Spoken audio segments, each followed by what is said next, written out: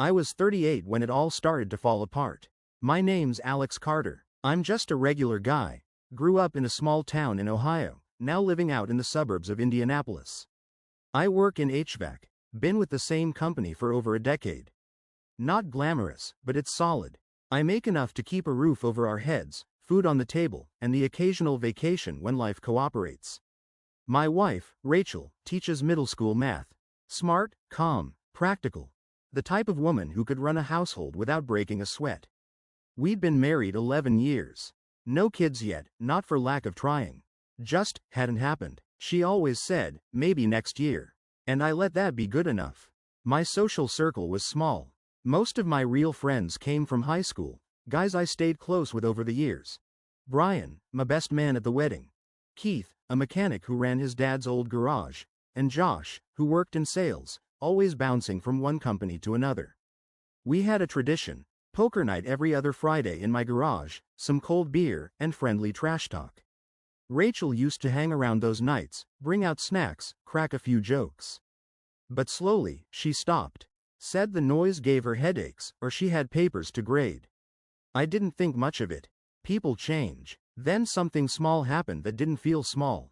It was a Saturday morning. I was headed out to grab some coffee, and I saw Rachel's phone buzzing on the counter. I'm not the kind of guy to snoop. Never had a reason to. But the name flashing on the screen stopped me cold. B.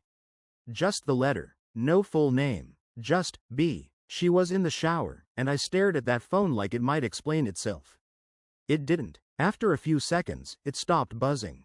That was the first crack. The kind of moment you don't tell anyone about. The kind you just tuck away in your mind, because it's probably nothing, but what if it's not? Later that day, I casually asked if she'd heard from Brian. Just to see her face. She said no, straight to my eyes. No hesitation. Another crack. By Monday, I couldn't shake it. I started remembering things, little things. How Keith joked last poker night about Rachel's famous lasagna, and winked when she smiled. How Josh once helped her carry in groceries and came back red-faced and silent. I didn't want to believe it. These were my friends. These were people who held beers at our wedding, people I'd trusted with things I hadn't told my own brother. But the feeling wouldn't go away. Like a loose screw rattling in your dashboard. Something was off. Then came the night I knew I couldn't ignore it anymore. It was late. Rachel had fallen asleep on the couch, her phone on the coffee table. I stared at it for 10 minutes. I told myself not to look. But I did. Messages. Deleted. Every single thread, wiped clean. The call log was empty too. No missed calls. No history. Just silence. I sat back, staring at the black screen. My heart wasn't even racing. It was quiet. Just still. Like the moment before a storm. I didn't confront her. Not yet. Because I realized something in that moment. I didn't want to just know. I wanted to be sure. I wanted to see it, hear it, smell it in the air like smoke after a fire. I wanted the truth, and I wanted it all. After that night, everything changed. Not on the outside. On the outside, we were still the same couple. She still kissed me goodbye before work. Still asked me if I wanted chicken or pasta for dinner. Still watched reruns of The Office with her feet in my lap. Nothing changed. Except me. I started watching, listening, tracking. It started simple. One of those free phone tracking apps. I knew her password, but I felt sick using it. Like I was breaking some sacred rule. Still, I told myself, if she's not hiding anything, she'd never know. And if she was, I'd find out. The app showed me her location, synced with her phone. I told myself I was being paranoid. Told myself I needed to let it go. But the next Thursday afternoon, when she said she was staying late for parent-teacher conferences, her phone pinged in a neighborhood across town. Nowhere near her school. It was Keith's neighborhood. I sat there in my truck, engine running, watching the blinking dot on my phone just sit there. She stayed at that location for over 2 hours. Moved once, barely a few hundred feet. Then back again. Finally, around 9:30, the dot started moving home. She walked through the door 5 minutes later with a takeout bag in her hand and said, "Sorry I'm late." It was a long night. I nodded and kissed her cheek. She smelled like beer and cologne. Not mine. I didn't sleep that night. The next day, I called in sick and drove over to an electronics store. I bought 2 voice recorders, the kind you can hide in plain sight. One went under the passenger seat of her car. The other, inside a fake air freshener in the bedroom. I hated myself for it. Felt like some twisted stalker. But the thing is, when someone pulls the rug out from under you, your world doesn't fall slow. It crashes all at once. And all you can think about is why.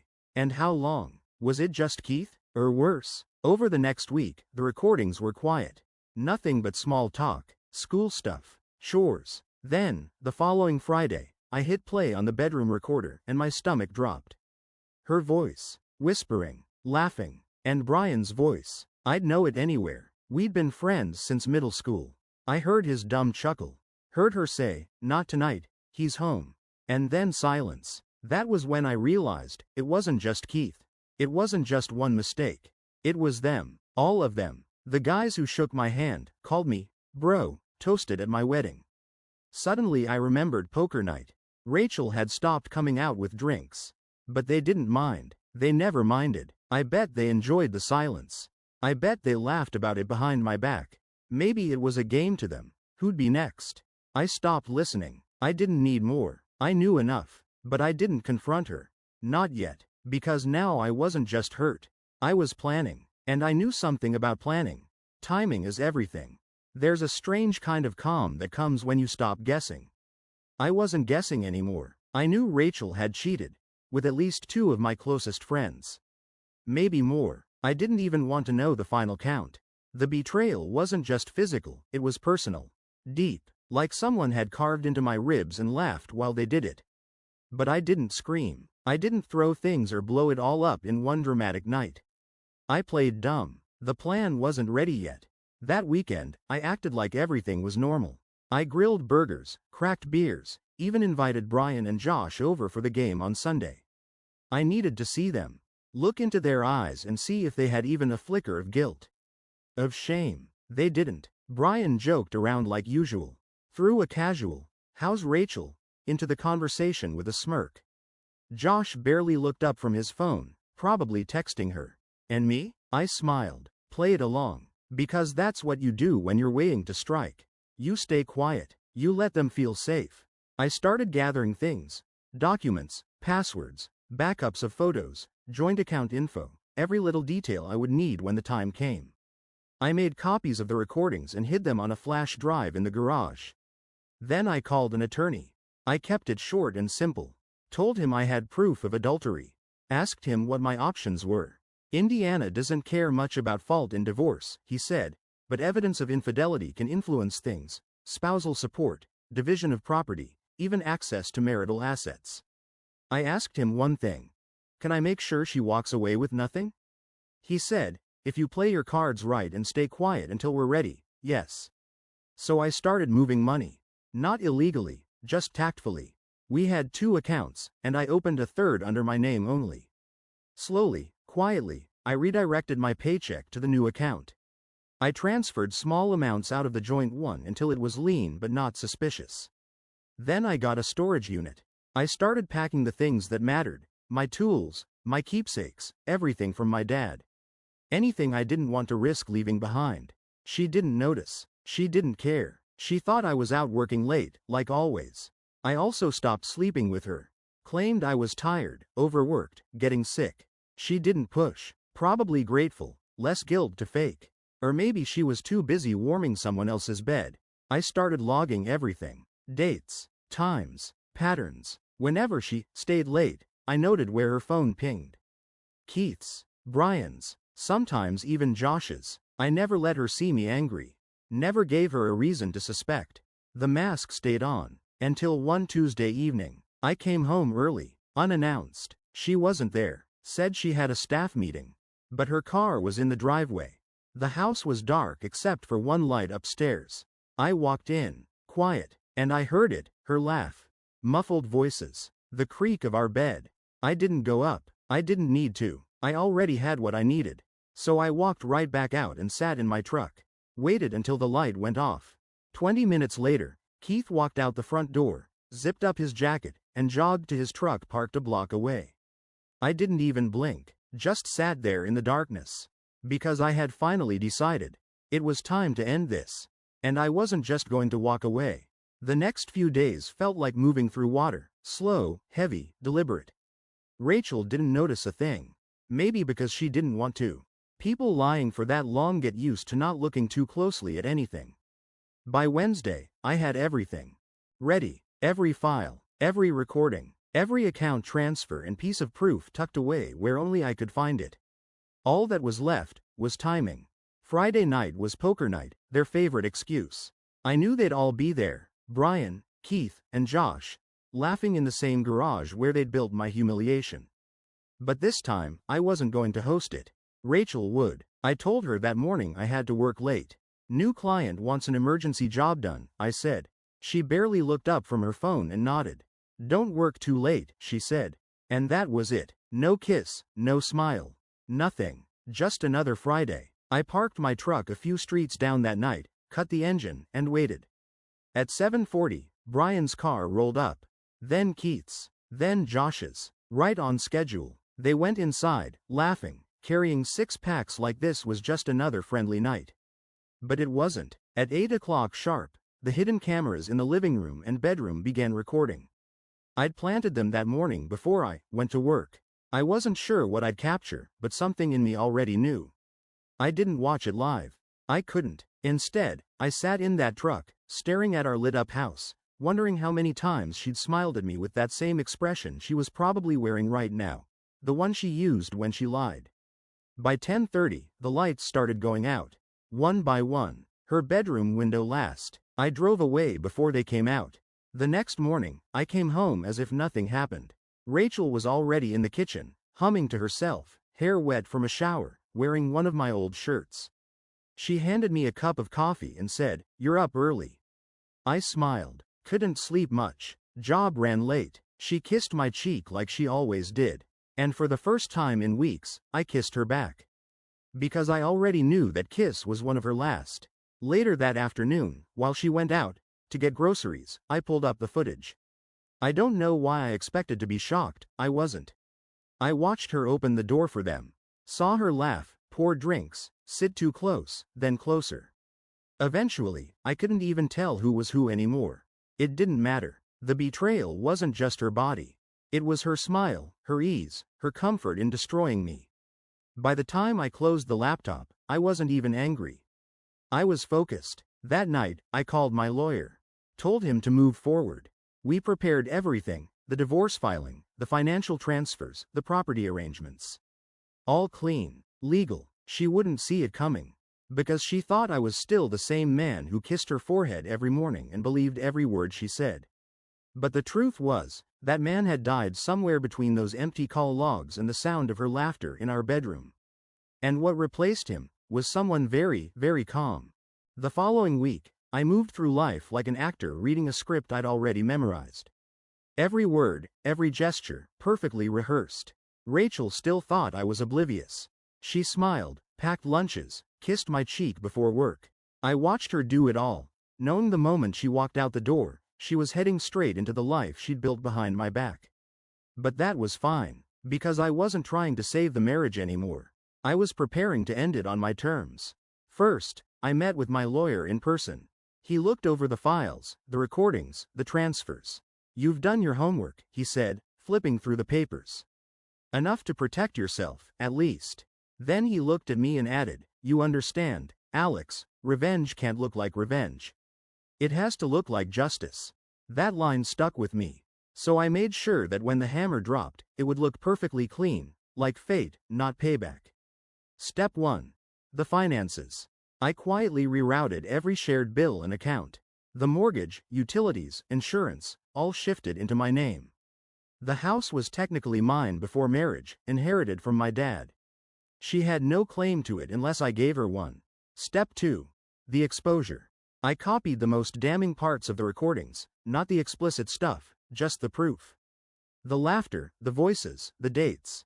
Enough for anyone to see what was going on. I put them in a sealed folder and stored them with my attorney, labeled simply, Evidence, RC. Step 3. The confrontation plan. Friday, 1 week from poker night, would be the day. It had to look ordinary, routine. I invited everyone over again, Told them I'd ordered new cigars, said Rachel was making her famous lasagna. She smiled when I told her, like it was some small victory. She had no idea it was her final performance. That night, I went to the garage early and set up a small projector on the workbench. It was connected to a hidden drive containing the footage. I ran it once to make sure it worked, her voice echoing softly off the walls before I stopped it cold. I poured a drink and waited. They arrived right on time, Brian first, then Keith and Josh. Same old jokes, same old beers. Rachel came out with a tray, smiling like she'd never done anything wrong. For a moment, it almost felt normal. Then I clicked the remote in my pocket. The projector flickered to life behind them, casting the living room footage across the wall. It was blurry at first, grainy, but unmistakable. Rachel froze. The tray slipped from her hands and crashed to the floor. Brian's face went pale. Keith swore under his breath. Josh just sat there, eyes wide, the color draining out of him. I didn't say a word. I didn't need to. The video ran for 30 seconds before I stopped it. Long enough for everyone to know exactly what they were seeing. Then I looked at each of them, one by one. This house, I said quietly, is mine. Every dollar in it, mine. Every friend who ever walked through this door, gone. No one spoke. Rachel tried to say something. My name, maybe, but her voice broke halfway through. I stood, set my beer down, and said, "You all can finish the night somewhere else."